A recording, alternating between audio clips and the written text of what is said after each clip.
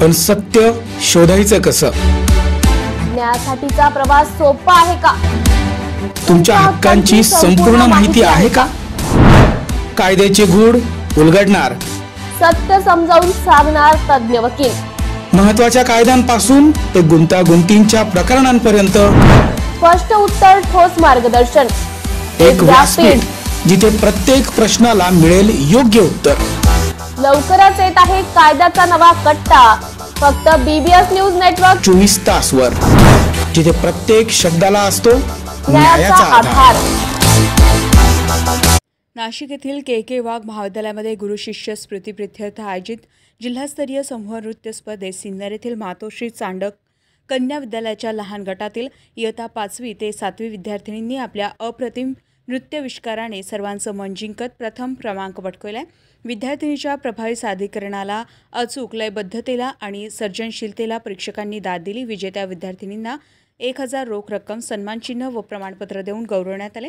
या नृत्य साधनेत सुप्रिया गायकवाड यांचे विशेष मार्गदर्शन लाभले. या यशाबद्दल विद्यालयाचे शालेय समिती अध्यक्ष श्रीराम क्षत्रिय, पालक शिक्षक संघाचे उपाध्यक्ष गौरव सोनवणे, मुख्याध्यापिका सुनीता कर्डिले, पर्यवेक्षिका सुवर्णा सोनवणे व सर्व शिक्षकांनी विद्यार्थिनींच्या परिश्रम, प्रतिभा आणि चिकाटीचं कौतुक करत भविष्यासाठी शुभेच्छा दिल्या. या विजयामुळे मातोश्री चांडक विद्यालयाच्या जिल्हा स्तरावर मान उंचावला आहे. नाशिक पोलीस हद्दीत गुन्हेगारीचं प्रमाण वाढताना दिसत आहे. याच पार्श्वभूमीवर पोलीस आयुक्त संदीप कर्णे यांनी कठोर निर्णय घेऊन अधिकाऱ्यांना रेकॉर्डवरील विरुद्ध कारवाई करण्याचे आदेश दिले. या आदेशान्वये परिमंडळ 1च्या पोलीस उपायुक्त मोनिका राऊत यांनी काल सायंकाळच्या दरम्यान कोम्बिंग ऑपरेशन राबवले. पंचवटी सरकार वाडा पोलीस ठाण्याअंतर्गत कोम्बिंग ऑपरेशन राबवल्याची माहिती DCP मोनिका राऊत यांनी दिली. रेकॉर्डवरील 127 गुन्हेगार यांची चौकशी करून त्यांना पोलीस ठाण्यात चौकशीसाठी हजर करण्यात आले.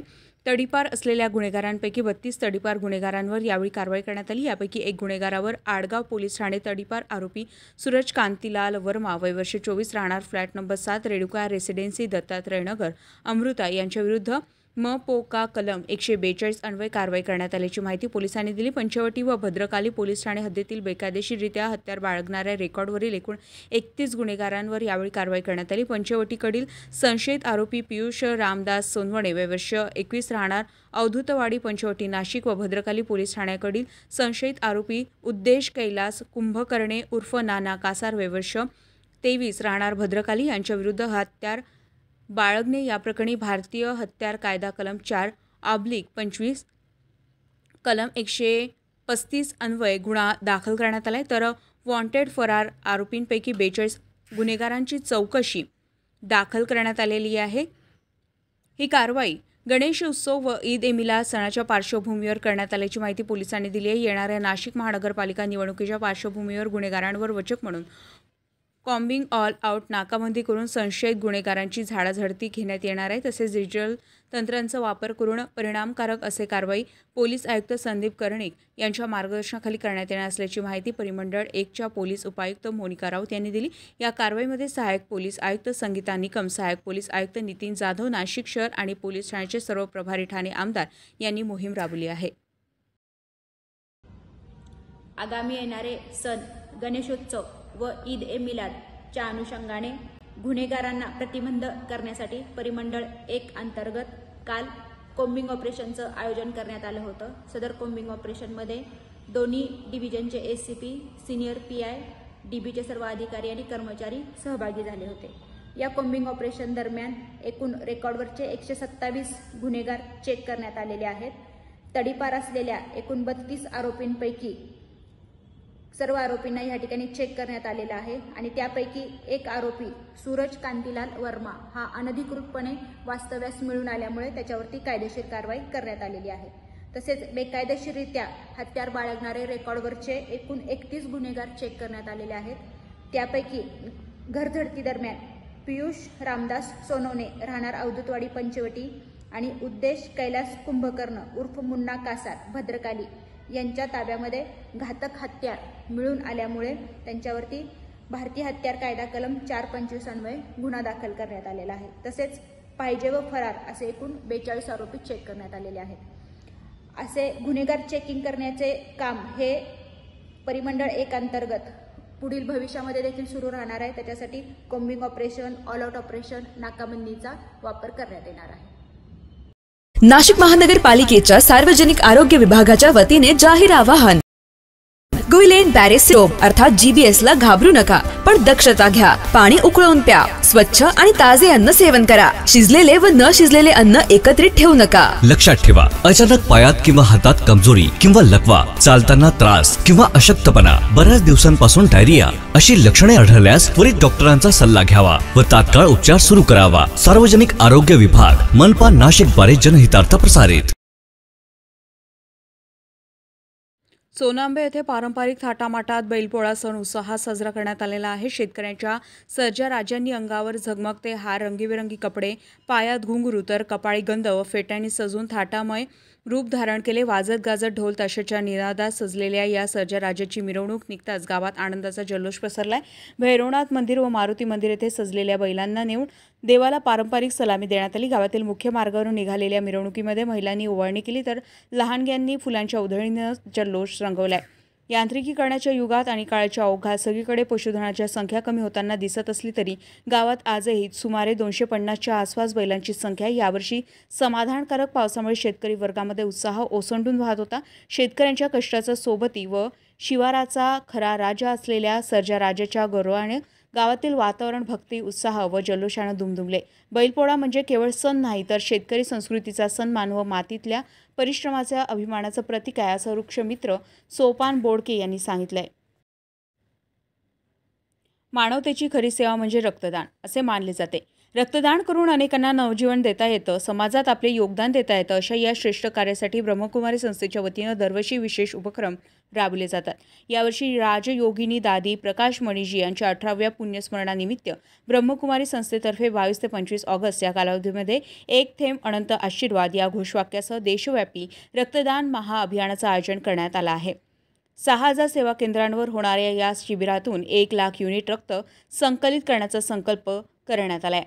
या विशेष दिनाचं औचित्य साधून ब्रह्मकुमारी संस्थेतर्फे 23 ऑगस्ट हा दिवस विश्व बंधुत्व दिवस म्हणून घोषित करण्यात आला आहे. या अनोख्या अभियानाचा एक भाग म्हणून नाशिकमध्ये 3 दिवस सलग रक्तदान शिबिरे आयोजित करण्यात आली आहे. जगातील विविध सेवा केंद्रातर्फे मोठ्या स्वरूपात रक्तदान शिबिराचं आयोजन त्या सेवा केंद्रांमध्ये करण्यात आलं आहे. 23 ऑगस्टला इंदिरानगर येथे प्रारंभ. या अभियानाचा शुभारंभ शनिवारी 23 ऑगस्ट रोजी इंदिरानगर जॉगिंग ट्रॅक येथे होत आहे. सकाळी 8 ते दुपारी 2 या वेळेत हे रक्तदान शिबिर होईल. या शिबिराचं आयोजन ब्रह्मकुमारीज एवं समाज सेवा प्रभाग यांच्या वतीनं करण्यात आलं आहे. मुंबई नाका सेवा केंद्राच्या संचालिका ब्रह्मकुमारी वीणा दिदी यांचे मार्गदर्शन लाभत आहे. ठिकाण ब्रह्मकुमारी शिवदर्शन भवन, दीपाली नगर, श्रीकृष्ण हॉटेलच्या मागे, इंदिरानगर जॉगिंग ट्रॅक. मेरी सेवा केंद्रामध्ये 24 ऑगस्टला शिबिर.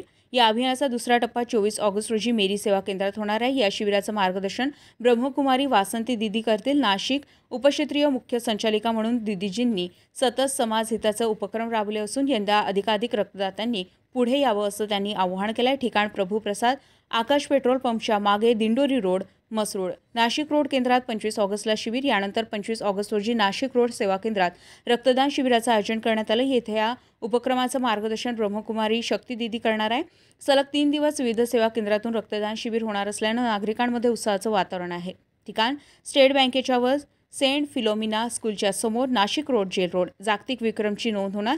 या अभियानाद्वारे केवळ नाशिकच नव्हे तर देशभरातील ब्रह्मकुमारी संस्थेच्या शाखांमध्ये रक्तदान शिबिरे घेतली जात आहे. या शिबिरातून गिनीज वर्ल्ड रेकॉर्ड प्रस्थापित करण्याचा मानस संस्थेच्या सदस्यांनी व्यक्त केलाय. जगभरातून लाखो रक्तदाते या अभियानाचा भाग बनणार आहे. वासंती दिदींचं आव्हान आहे. या उपक्रमाच्या निमित्तानं नाशिक उपक्षेत्रीय मुख्य संचालिका राजयोगिनी वासंती दिदी यांनी नागरिकांना आवाहन केलं आहे की रक्तदान म्हणजे जीवनदान. प्रत्येक थेंब रक्त एखाद्या गरजूला नवजीवन देतो. या पुण्यकार्यात सहभागी होणं म्हणजेच आपल्या भाग्याचा भागीदार होणे आहे. त्यामुळे नाशिककरांनी मोठ्या संख्येनं पुढे येऊन या अभियानाचा भाग व्हावा. प्रतिष्ठित संस्थांचे सहकार्य. या रक्तदान अभियानाला रेड क्रॉस सोसायटी, आरोग्य व कुटुंब कल्याण मंत्रालय तसेच गिनीज वर्ल्ड रेकॉर्ड्स यांचे सहकार्य लाभले आहे. अधिकृत प्रयत्नातून या अभियानाची नोंद जागतिक स्तरावर होणार आहे. नागरिकांमध्ये उत्साह. नाशिकमध्ये होणाऱ्या या अभियानासाठी स्वयंसेवक, सेवाभावी संस्था, महाविद्यालयीन युवक युवती तसेच सर्वसामान्य नागरिकांनी उत्साहाने सहभाग नोंदवला आहे. शहरातील रुग्णालयांना रक्ताचा पुरवठा सुरळीत राहावा, रक्तसाठा वाढावा आणि कोणत्याही रुग्णांचा जीव रक्ताअभावी जाऊ नये हा या अभियानाचा प्रमुख हेतू आहे. रक्तदानाचे फायदे: शरीरात नवीन रक्तपेशी निर्माण होतात, हृदय व रक्ताभिसरण आरोग्यास उपयुक्त, रक्तातील लोहाचं प्रमाण संतुलित राहते, राहत्यास ताजेतवानेपणा आणि समाधानाची अनुभूती. रक्तदात्यांना मिळणारे सन्मानपत्र: प्रत्येक रक्तदात्याला सर्टिफिकेट ऑफ ॲप्रिसिएशन, विशेष स्मृतिचिन्ह व आभारपत्र. गिनीज वर्ल्ड रेकॉर्ड प्रयत्नाचा भागीदार होण्याची संधी.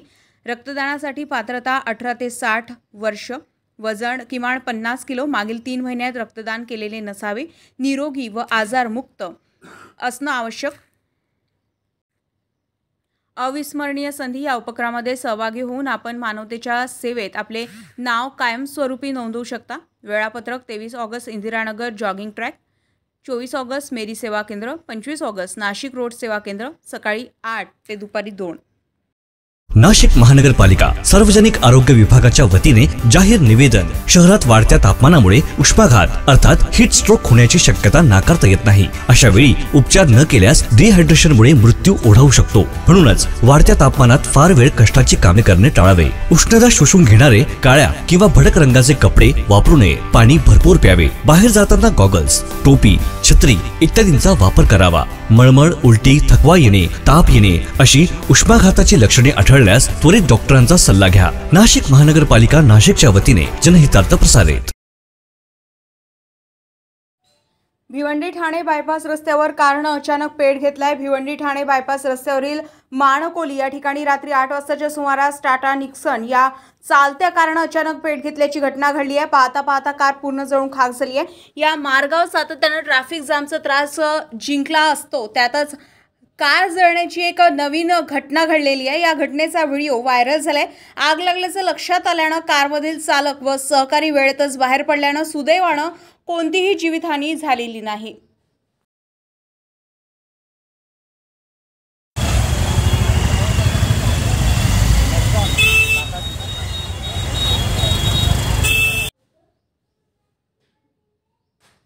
सिन्नर तालुक्यातील डुबरेवाडी येथे काल शुक्रवारी रात्री 9:30च्या सुमारास भीषण आग लागून गावच्या मध्यवस्तीतील 150 वर्ष जुनी दुमजली लाकडी इमारत जळून खाक झाली आहे. सुदैवानं जीवितहानी टळली असली तरी मोठ्या प्रमाणावर वित्तहानी झाली आहे. भास्कर लक्ष्मण सदगीर यांच्या मालकीची जुनी इमारत भाडेकरूंना दिली होती. प्राथमिक माहितीनुसार अरुणा कारभारी गोफणे यांच्या घरातील गॅस टाकीच्या नळीतून झालेल्या गळतीमुळे ही आग लागली असावी असा अंदाज व्यक्त केला जात आहे. या आगीत गणेश रघुनाथ गोफणे यांचे धान्याची 20 पोते, संसारोपयोगी भांडे, कपडे रोख 35,000 रुपये व 2.5 ते 3 लाख रुपयांचे दागिने भस्मसात झाले. तर सचिन अजिनाथ धोत्रे यांचे साधारण 2.5 लाख रुपये किमतीचे डीजे साहित्य जळून खाक झाले. घटनेच्या वेळी घरात कुणीही नसल्यानं जीवितहानी टळली. मात्र लाकडी घरातील फर्निचर, कपडे व साहित्यामुळे आगीने भक्ष्यात भीषण रूप धारण केले होतं.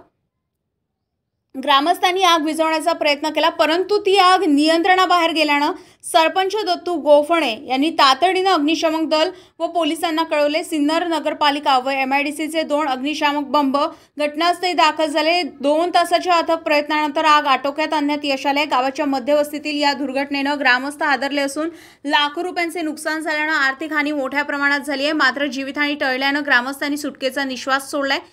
साठी जाहीर आवाहन. पावसाळ्यात अतिसार, गॅस्ट्रो, कॉलरा यांसारखे दूषित पाण्यामुळे होणारे आजार होऊ नयेत म्हणून उघड्यावरील अन्न पदार्थ व कापलेली फळे खाऊ नका. पिण्याचे पाणी गाळून 10 मिनिटे उकळून प्या. जेवणापूर्वी व बाळास भरवण्यापूर्वी हात स्वच्छ धुवा. ताक, शहाळ्याचे पाणी, डाळीचे पाणी भरपूर प्रमाणात प्या आणि ताज्या अन्न पदार्थांचे सेवन करा. रोगाची लागण झाल्यास त्वरित डॉक्टरांचा सल्ला घ्या. स्वच्छता पाळा, रोग टाळा. सार्वजनिक आरोग्य विभाग, मनपा नाशिक द्वारे जनहितार्थ प्रसारित.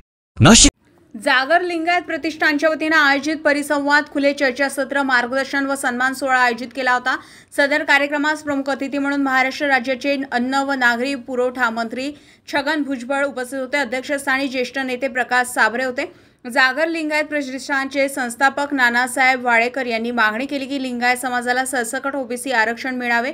नाना वाळेकरांनी केलेल्या मागणीला सकारात्मक प्रतिसाद देत भुजबळ यांनी लिंगायत समाजासाठी OBC आरक्षणाचा प्रश्न सोडवण्याचं आश्वासन दिले. यावेळी उपस्थित लिंगायत समाज बांधवांनी टाळ्यांच्या गजरात भुजबळ साहेबांचं अभिवादन केलेलं आहे.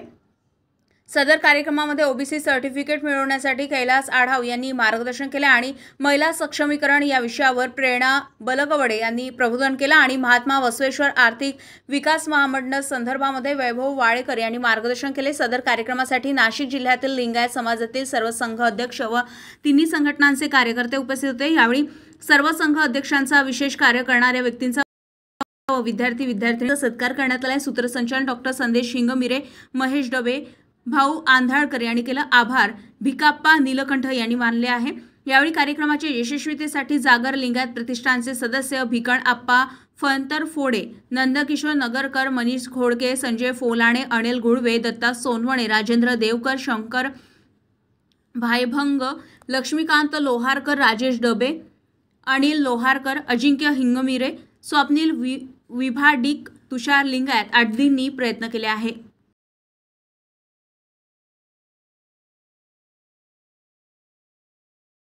आता तो ठराव जो आहे त्यांनी जो पाठवला तो सरकारकडे आलेला आहे आणि मी तुम्हाला ते आश्वस्त करू इच्छितो की जे आमचं जे ओबीसी डिपार्टमेंट आहे, इतर महाराष्ट्र डिपार्टमेंट, त्यांच्या मागे लागून येत्या काही दिवसांमध्ये या सगळ्यांचा उल्लेख जो आहे, समावेश आहे, हा ओबीसी मध्ये निश्चितपणे होणार।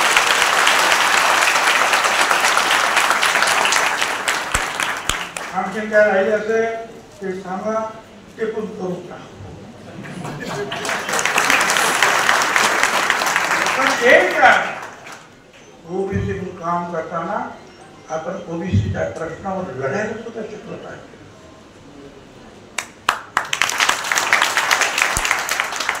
मी आज 35 वर्ष लढतो। काही लोक म्हणतात नाही माळ्यासाठी, माळ्यासाठी माळी महासंघ वगैरे ते काम करतात, ते सुद्धा ओबीसीचा भाग आहे, धनगर ओबीसीचा भाग आहे, वंजारी ओबीसीचा भाग आहे, भटक्या सोनार कुंभार आणि 370 जाती ही सगळ्यांसाठी। कारण बाबासाहेब आंबेडकरांनी एक लक्षात ठेवा, आपल्या देशात 7,500 जाती आहेत, पण बाबासाहेब आंबेडकरांनी जे आहे या सगळ्या जातींना एकत्र आणण्याचं काम केलं आणि 4 वर्ग बनवले।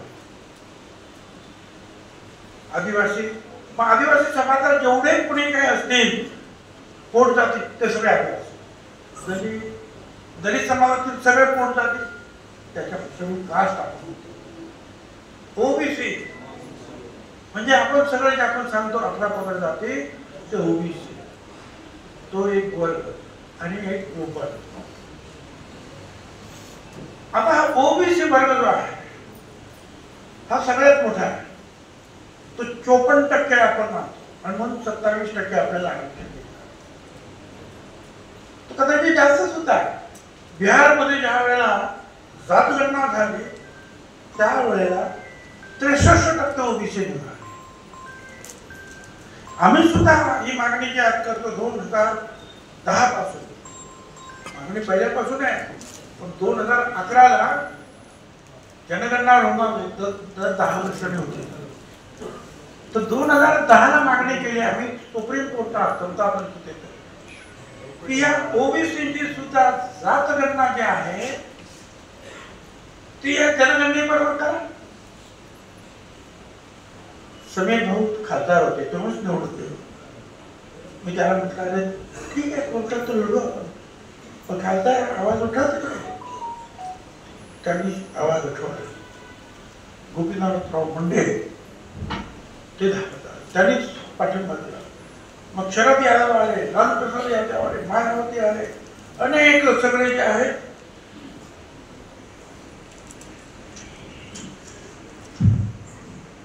माझं पण ऐकून घ्या, इथेच कामं सांगून नका, ते सगळे मी करतो, पण मी सांगतो हे घडायला बरोबर या सगळे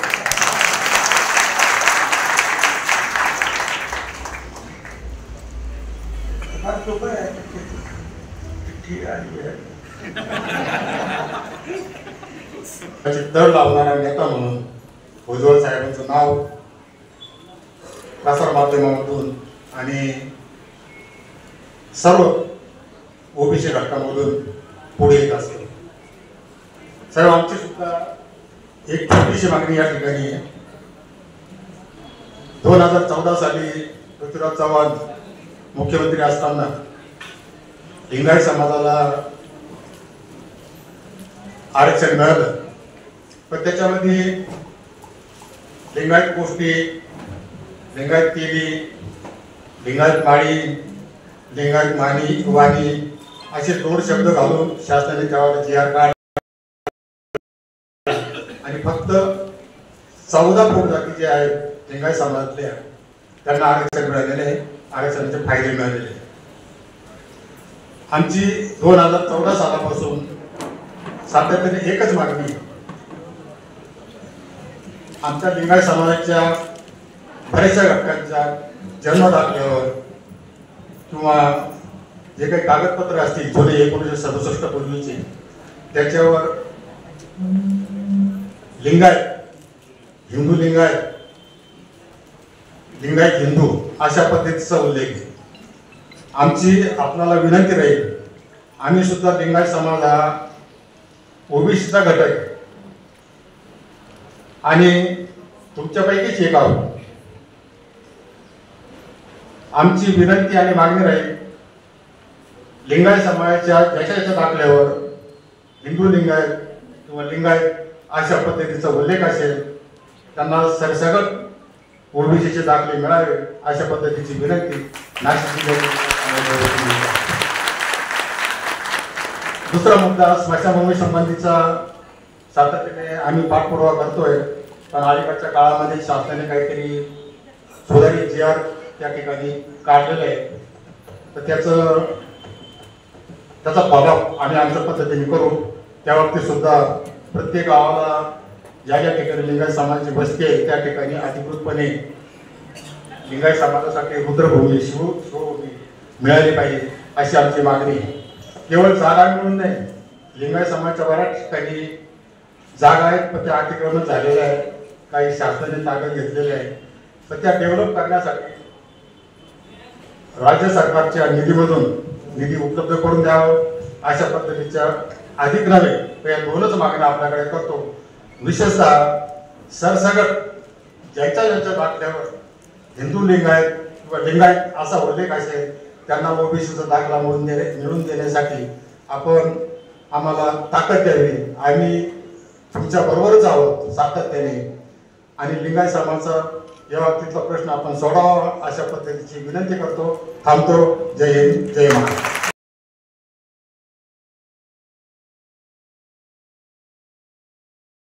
महात्मा बसवेश्वर महामंडळाचं काम त्या ठिकाणी महाराष्ट्र शासनाच्या वतीने राबवण्यात येत होतं, परंतु पूर्ण महाराष्ट्रभर किंबहुना आपण फक्त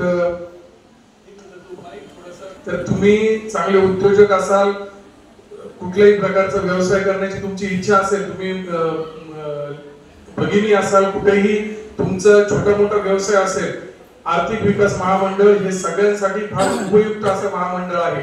पण नाशिक जिल्ह्यामध्ये काम करत असताना आम्हाला ज्या गोष्टी म्हणजे प्रकर्षाने जाणवल्या त्या ह्या होत्या की आर्थिक निकषावर आपल्या समाजातील नेतृत्वाने ज्या भूमिका किंवा ज्या गोष्टी करून घ्यायला हव्या होत्या, लिंगायत समाजातील शेवटच्या घटकापर्यंत आर्थिक लाभ महाराष्ट्र शासनाचा पोहोचवण्याचं जे काम होतं हे काम आपल्या लिंगायत समाजाच्या नेतृत्वाकडनं यापूर्वी होणं गरजेचं होतं. असो, आता इथून पुढे फक्त एकच सगळ्यांकडनं आश्वासन किंवा तुमच्या सगळ्यांच्या सहकार्याची अपेक्षा करू आणि जागर लिंगायत प्रतिष्ठान व लिंगायत समाजातील सर्व संघटनांना आम्ही बरोबर घेऊन महात्मा बसवेश्वर आर्थिक विकास महामंडळ याच्यामधून 10 लाखापासून 50 लाख, 1 कोटी ते 5 कोटी पर्यंत तुम्हाला बिनव्याजी आर्थिक सहाय्य मिळतंय. याच्यामध्ये सर्वात महत्वाचा क्रायटेरिया आहे की अर्जदार हे ओबीसी असले पाहिजे. आजच्या कार्यक्रमाचा मुख्य अजेंडा हाच होता की लिंगायत समाजातील सर्व लोकांना आर्थिक लाभ मिळावा महाराष्ट्र शासनाचा. तो मिळवण्यासाठी तुम्हाला अर्ज करावा लागेल आर्थिक विकास महामंडळामध्ये. त्याच्यासाठी तुम्ही ओबीसी असणं गरजेचं आहे. म्हणून आपण कैलास भाऊ आढावांचं या ठिकाणी मार्गदर्शन ठेवलं. आम्ही सातत्याने नाशिक जिल्ह्यातल्या वेगवेगळ्या ठिकाणी गेलो, वेगवेगळ्या गावातले वेगवेगळे प्रश्न आहे ओबीसी संदर्भात, जसं आपण आता इथे चर्चा सत्रामध्ये बघितलं. आता हे सर्व कुठंतरी एक सेंट्रलाइज होणं गरजेचं आहे. प्रत्येकाचा विषय कोणीतरी एकटा माणूस घेऊन फिरला ना तर तो मार्गी लागणार नाही. हे सेतूचे संचालक होते. मी स्वतः सेतूचं नाशिक रोडचं काम माझ्याकडे होतं. मी स्वतः त्याचा सब कॉन्ट्रॅक्टर होतो नाशिकमध्ये. इथे बघितलेलं आहे का कागदपत्र जुळवाजुळव करणं किंवा जसं कैलास भाऊंनी सांगितलं त्याची किंवा तुमच्या मागे जो बॅकअप आहे तुमचं कागदपत्र सँक्शन करून आणण्याचा तो फार महत्वाचा आहे. त्याच्यामुळे एक संघटना आपल्या बरोबर असणं फार गरजेचं आहे. इथं ओबीसीचं सर्टिफिकेट संदर्भात जसं कैलास भाऊंनी जे पण सांगितलं याच्यामध्ये आपण सातत्याने ही एक सुरुवात आहे. नानासाहेब वाळेकरांनी जागर लिंगायत प्रतिष्ठानच्या माध्यमातून आपल्याला हा एक व्यासपीठ तयार करून दिलंय. मी सर्व लिंगायत समाजातील युवकांच्या वतीने एक आज अशी सर्वांना ग्वाही देतो. हा आजचा एक कार्यक्रम म्हणजे हे टाकलेलं फक्त एक पाऊल आहे. याच्यानंतर आपण ओबीसी साठी सातत्याने हे मार्गदर्शन शिबिर भलेही असे मोठ्या प्रमाणात न होता आपण छोटे छोटे सेक्शन वाईज गाव वाईज आपण छोट्या छोट्या मीटिंग घेऊ आणि सगळ्यांच्या ज्या ज्या काही प्रश्न असतील ते समजून घेऊ. त्यांना मार्गदर्शन करून जास्तीत जास्त लिंगायत समाजात ओबीसी सर्टिफिकेट मिळवून त्या ठिकाणी आपण शासकीय योजनांचा लाभ कसा घेता येईल याची आपण प्रयत्न करूया. रामाचे पिंपळस ते देशमाने जवळजवळ 40 किलोमीटर रस्त्याची झालेली चाळण. या रस्त्यावरून 4 व्हीलरच काय तर 2 व्हीलरला मोठी कसरत करावी लागत आहे. सर्वत्र खड्डेच खड्डे पडले आहे. जेव्हा माझा महाराष्ट्र कुठे नेऊन ठेवलेला आहे. खड्ड्यात हीच का नरेंद्र मोदींनी दिलेले चांगले दिवस. नागरिकांना रस्त्यानं सुरक्षित चालता येत नाही. अजून किती बदनाम करायचं आहे. पण देशाच्या पंतप्रधानांना याचे थोडेफार भान ठेवा. राज्यात सत्ता मिळाली म्हणून सर्व काय झाले असे समजू नका. आता जिल्हा परिषद नगरपालिका महानगरपालिका येऊ घातले आहे. एवढे पण लक्षात ठेवा थोडीफार शिल्लक असेल तर टोल बंद करा. कारण रस्ते जर सुरक्षित नसतील चांगले नसतील तर तोच घेण्याचा कोणताही अधिकार नाही. संपूर्ण महाराष्ट्र शहरात ग्रामीण भागात नगरपालिका बांधकाम विभाग जिल्हा परिषद जलसंचयन विभाग महसूल विभाग आपल्या मंत्र्यांनी सगळीकडे दलाल पेरले. याच्या दलाली बंद करा. आमदार ठेकेदारांकडून 40% वसुली करतात ते बंद करा. नाशिक जिल्ह्याचे स्वयंघोषित पालकमंत्री यांनी जिल्ह्यामध्ये नियुक्ती केलेल्या अधिकाऱ्यांचे हकालपट्टी करा. जिल्ह्याला ज्येष्ठप्रमाणे स्थानिक पालकमंत्री द्या. म्हणजे खऱ्या अर्थानं जिल्ह्याला बाप मिळाल्यासारखं होईल. आर्थिक सेटल मंत्री लफडे करणारे पालकमंत्री नको. देवेंद्र फडणवीस मुख्यमंत्री यांनी ही गोष्ट लक्षात घ्यावी अशी नागरिकांची मागणी आहे. त्यांना संपूर्ण जिल्ह्यातील शहरातील ग्रामीण भागातील नागरिक समस्याग्रस्त झालेले आहे. नगरपालिका महानगरपालिका जिल्हा परिषद जे काही प्रशासक बसवलेले आहेत ते फक्त चिरीमिळे व अर्थकरण करतात व मंत्र्यांचे व आमदारांचे उजेरगिरी करतात आणि आपले तळवे चाटतात व मोठ्या प्रमाणात भ्रष्टाचार करीत आहे. नाशिक जिल्ह्याला मोठा बदल हवा आहे आणि इथं बाप माणूसच पालकमंत्री पाहिजेत. नमस्कार नाशिककर. आज आपण आहोत ललित रुंठा ग्रुप यांच्या रुंठा फ्लोरेन्झा या प्रोजेक्टला. तर हा प्रोजेक्ट आहे प्रीमियम लोकेशनला म्हणजेच गोविंद नगर जवळ. या प्रोजेक्टमध्ये आपण 20हून अशा लक्झरियस ॲम्युनिटीज दिलेल्या आहेत जसे की वॉकिंग ट्रॅक, मल्टीपर्पज हॉल आणि यासारख्या भरपूर अशा युनिक ॲम्युनिटीज. चला तर मग बघूया आपण आपला सॅम्पल फ्लॅट. तर हा आहे आपला प्रशस्त असा लिव्हिंग रूम आणि याला आपण सुंदर अशी बाल्कनी दिलेली आहे. हा आहे आपला डायनिंग टेबल. तर हा आहे आपला किचन एरिया आणि आपण इथे किचन चॉपिंग काउंटर वेगळं दिलेलं आहे. इथे आपण दिलेले आहेत किचन ट्रॉलीज आणि स्टोरेजसाठी आपण इकडे कॅबिनेट्स पण दिलेले आहे आणि प्लस आपण इथे युटिलिटी एरिया पण दिलेला आहे. हा आहे आपला चिल्ड्रन बेडरूम आणि याचं वैशिष्ट्य म्हणजे इथे आपण फोल्डेबल असा बेड दिलेला आहे. इथे आपण दिलेला आहे कॉमन वॉशरूम ज्याला अटॅच आपण मिरर सुद्धा दिलेला. हा आहे आपला मास्टर बेडरूम आणि ज्याला आपण अटॅच टॉयलेट आणि वॉशरूम दिलेला आहे. मग नाशिककर कसं वाटलं तुम्हाला आमचं सॅम्पल फ्लॅट? तुम्ही पण येत आहे ना आमचं सॅम्पल फ्लॅट बघायला?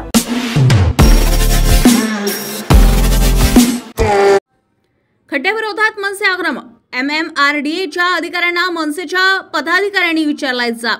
खड्ड्याविरोधात मनसे आक्रमक झालेली आहे. खड्ड्याविरोधातील मनसेच्या आंदोलनादरम्यान MMRDAच्या अधिकाऱ्यांना घेराव. MMRDA अधिकारी राजेंद्र देवरे यांना मनसेच्या पदाधिकाऱ्यांनी विचारलाय जाब.